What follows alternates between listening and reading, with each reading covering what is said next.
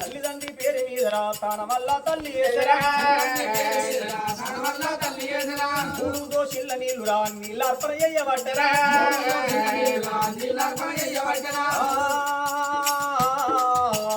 శరణములల్ బాబా శరణములో శరణములల్ బాబా శరణములో అతడు ఓ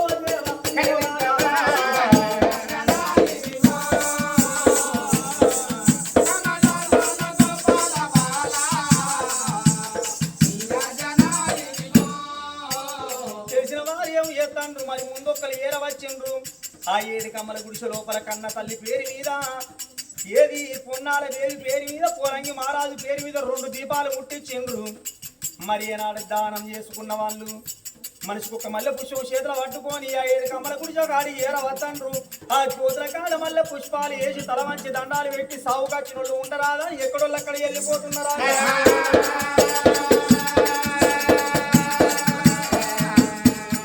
ఆ 7 కమ్మల గుడిసెల ఆడవిల్ల రజనీదేవి లోపల అక్కడ వెళ్ళిపోతా అంటే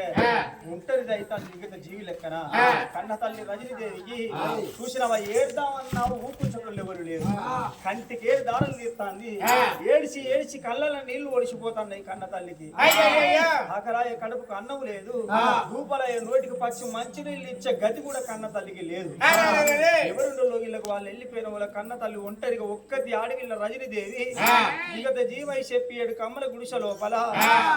కన్న తల్లి కళ్ళు బైర్లు గమ్మిపోయి శ్రోదప్పిపోతుంది కాదు నావో